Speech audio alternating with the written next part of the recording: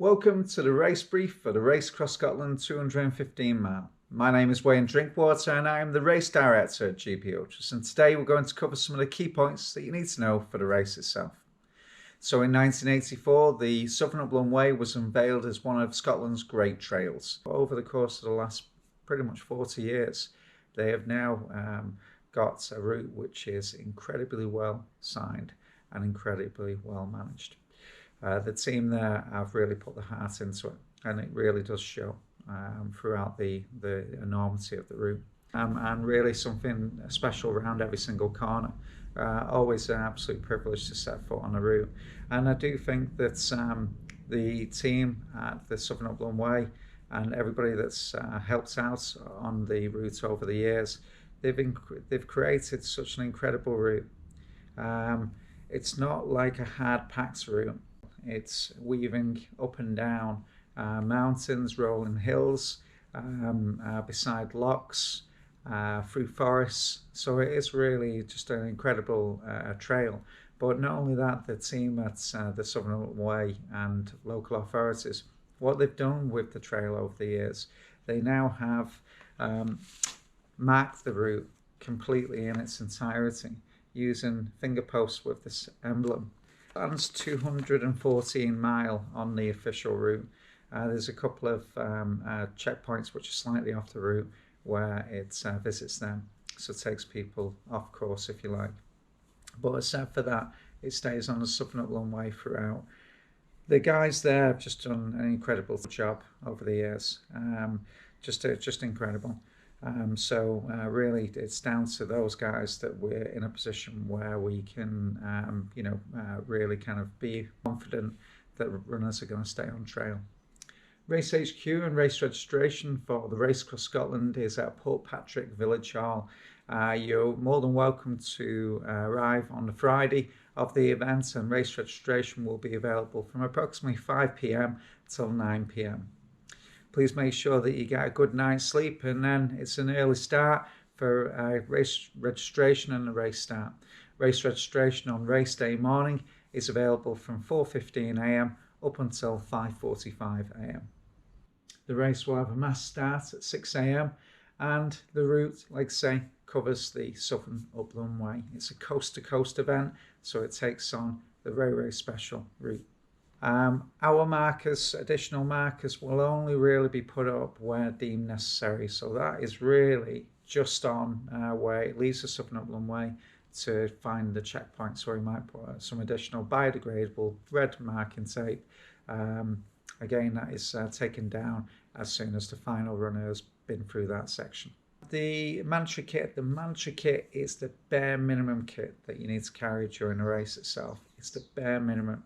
If you decide that you wish to carry more than this, then absolutely fine, but this is the minimum standard. We would recommend that having a look at the forecasting as the event approaches and seeing whether you need any waterproof trousers, anything additional such like that. The race is a single stage ultramarathon, so it basically means that we're not stopping at a marathon and that's it for the day, and it's controlled in terms of where the runners are at. It's literally a single stage ultramarathon which will support you till the very end of the race.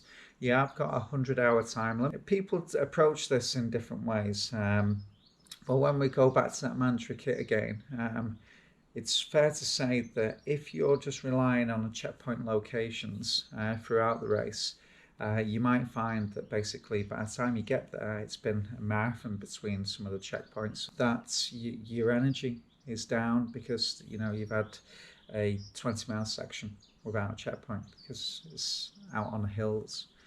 So what we'd highly recommend is making sure that you have a bit of a nutrition strategy. So you have certain foods that are with you that you'll be eating between checkpoints. Then obviously get your fill at the checkpoints. Just make sure that you properly hydrate and properly make sure that you're getting that fuel in during these the in between the checkpoints. If some sections might take you 5 hours, some sections might take you 4 hours, some sections might take you 8 hours. So really, if you're not eating for that amount of time, then it's going to seriously affect your race. So that is one of the things that we see each year. The other thing really is a sleep strategy. So really that is one of the other key things that I would probably recommend you to look at. The vast majority of the race is a trail-based event.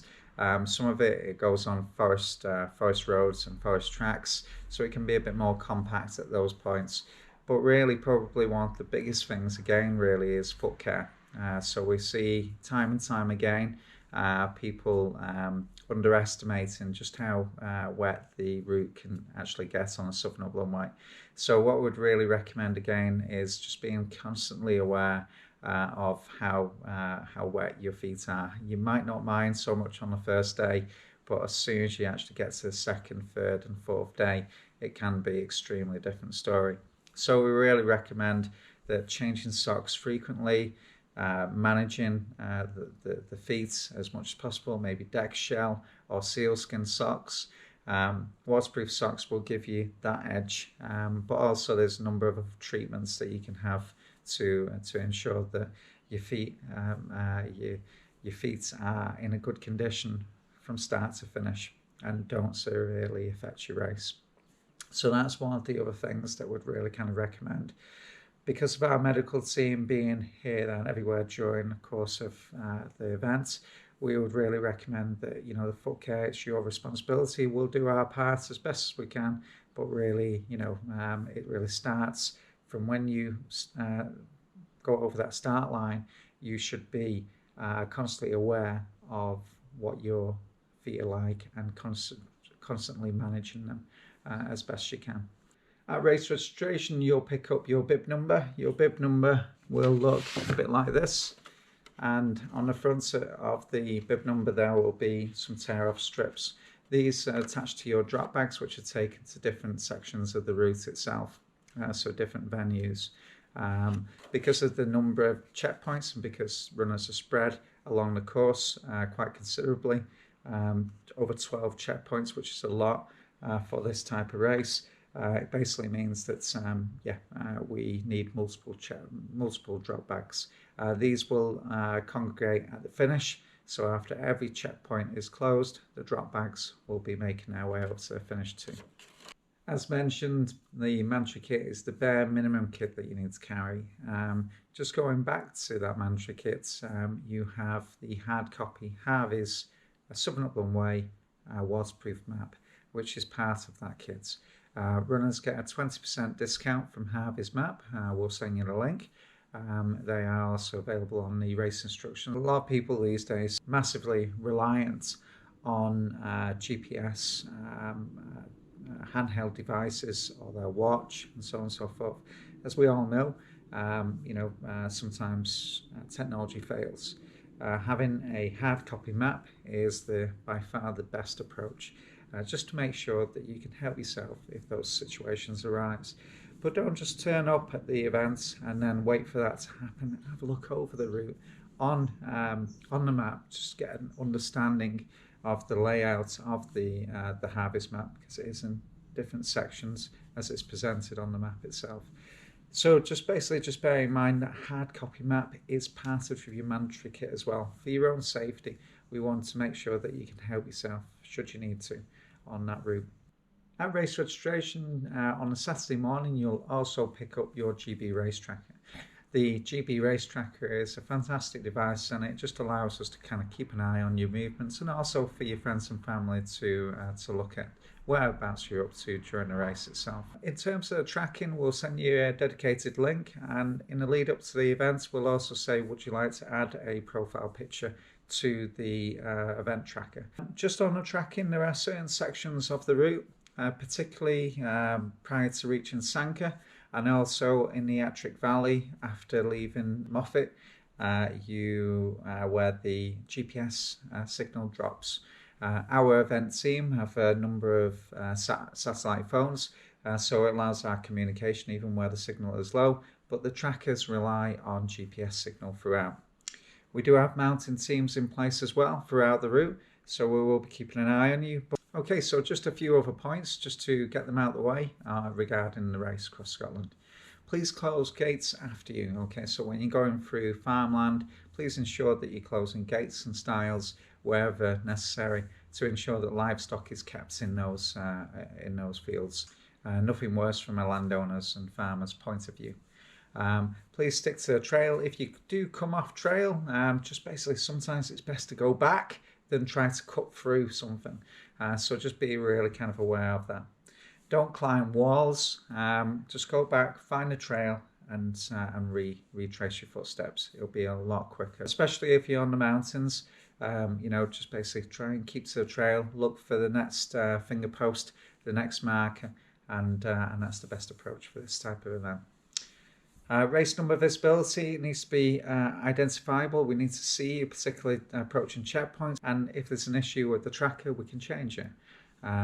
If the tracker's not updated for a while and we think there's something wrong there, we need to see your race number in order to make sure that we can rectify that situation. So checkpoint locations during the event itself. Checkpoint 1 is at Castle Kennedy at 12 miles into the event. Checkpoint 2 is at New Luce, 22 miles in. Checkpoint 3 is at Bargrennan at 42 miles. Checkpoint 4 is at St John's Town of Dalry, the town hall, and that is at 67 miles into the event. Checkpoint 5 is at Sanka Town Hall at 93 miles into the event. Checkpoint 6 is at Wanlockhead at 101 miles in. Checkpoint 7 is at Beattock Village Hall, which is at 120 miles into the race. Checkpoint 8 is at Boston Memorial Hall, which is 138 miles into the race. Checkpoint 9 is at Traquair Village Hall at 153 miles. Checkpoint 10 is at Fairnley Huts at 164 miles. Checkpoint 11 is at Lauder Scout Hall at 182 miles. And checkpoint 12 is at the Watch Fishery at 196 miles. So 12 checkpoints in total. We've added there recently the Traquair Village Hall. Kindly, they've given us permission after COVID. Checkpoint 4 onwards, St John's, Sanka Town Hall, Wanlockhead Community Centre, Beattock Village Hall, Boston Memorial Hall, Traquair Village Hall, Fairnley Huts, Lauder, Scout Hall and the Watch Fishery. They're all indoor checkpoints, which means that we'll have a kitchen, we'll have facilities, toilets, you name it really.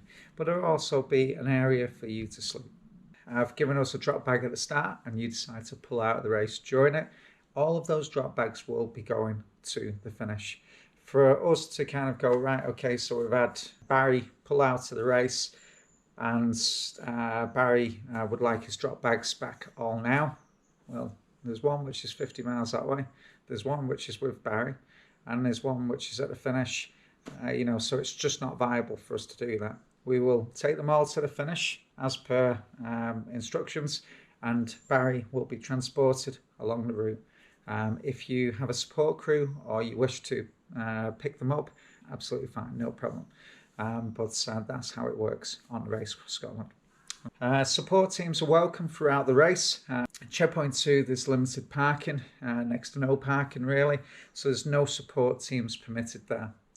If it's night time during the event itself, we would ask them to be quiet. Okay, be mindful of local residents, but please bear in mind that no pacers, nobody should be running beside you from start to finish other than other competitors. This is your journey and those people that are also taking part in the race. So we really want to refrain in terms of that. There will be some time deductions if that is found to be the case. Okay, so the cutoff is the cutoff for the event. It's 100 hours. If you arrive later than the dedicated cutoff for that particular checkpoint, then that is the race for yourself. We cannot go to each of the venues after that and also the checkpoint that you're at to ask them for an extra 2-3 hours, an hour, or anything like that, because we have to clean the checkpoint and we have to hand the keys back. And also our medical team, our event team, they may need to be elsewhere during the race itself. So the cutoff is the cutoff, guys. That is part of the beauty of the event after all.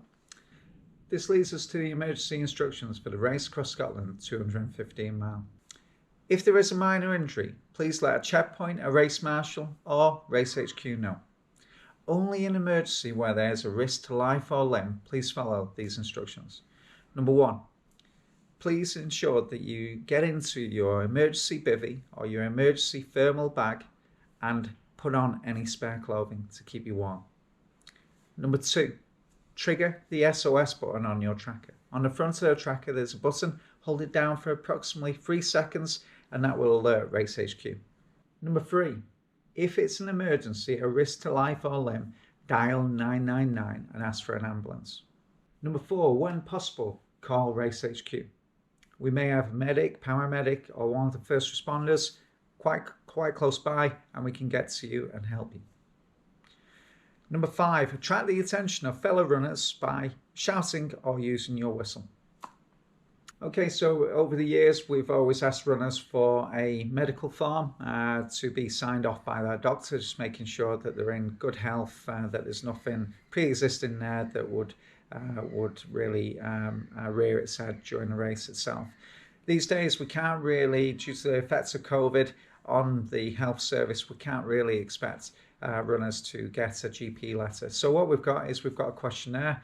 We're going to send you a link, and if you can complete the questionnaire as best as you can, that'll be great. And it just basically gives us a heads up if you have any pre-existing conditions, any allergies, anything at all really that would give us a heads up prior to race day. We'll then only use it just the event team, just the senior event team and the medics, and it will just really help us identify and get a step ahead should we need to be in that position. This completes the race instructions for the Race Across Scotland 215 mile. Thanks so much for watching and for supporting the events. If you have any questions in the meantime, reach out via email at info@gbultras.com. Thanks so much for watching and we wish you all the best and look forward to seeing you in Portpatrick.